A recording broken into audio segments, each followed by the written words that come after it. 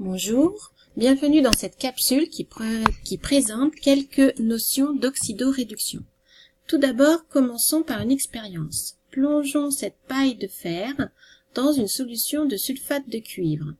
Nous observons au bout de quelques minutes que cette paille prend une teinte orangée. Pourquoi? Eh bien, nous avons donc mis dans le bécher une solution de sulfate de cuivre qui contient donc des ions cuivriques Cu2+. Elle est en contact avec du fer solide.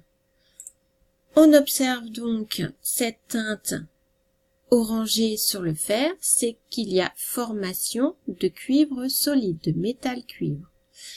Et cela veut dire aussi que le fer métal se transforme en ion ferreux Fe2+. On voit donc que, puisque le fer solide se transforme en ion positif, il perd des électrons, alors que les ions cuivriques, eux, se transforment en atomes Cu. Ces ions gagnent donc des électrons. C'est la définition d'une réaction d'oxydoréduction. Il y a échange d'électrons entre les réactifs. Donc, à retenir qu'une réaction d'oxydoréduction consiste en un transfert d'électrons entre deux espèces chimiques. Elle a donc lieu entre une espèce chimique qui s'appelle un oxydant et l'autre espèce chimique qui s'appelle un réducteur. Alors, qui est l'oxydant, qui est le réducteur dans notre exemple? Eh bien, déjà, la définition d'un oxydant est la suivante. C'est une espèce capable de capter un ou plusieurs électrons. Donc, revenons à notre exemple.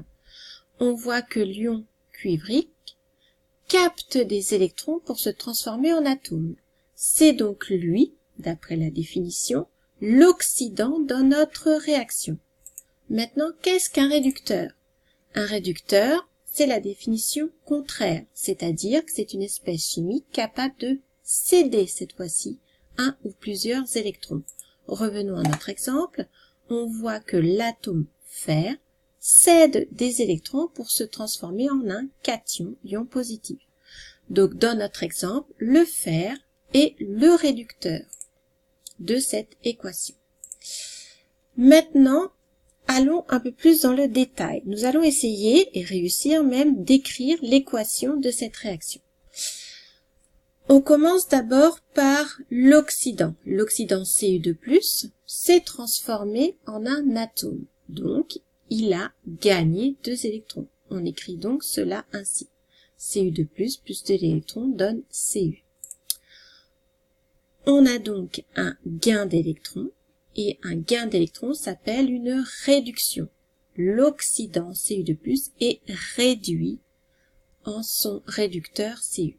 Faisons de même pour le fer. Le fer, lui, cède des électrons pour se transformer en un cation Fe2+. Donc, cela s'appelle une oxydation puisqu'il y a perte d'électrons. Le réducteur fer s'oxyde en l'ion Fe2+. Donc, ce que l'on vient d'écrire, cela s'appelle des demi-équations, des couples Cu2+Cu et Fe2+Cu, Fe. Quand on écrit les couples, on écrit toujours l'oxydant à gauche et le réducteur à droite. Donc, oxydant Cu2+, réducteur Cu. Oxydant Fe2+, réducteur fer. Donc, à retenir qu'un oxydant ne peut être que réduit et un réducteur ne peut être qu'oxydé.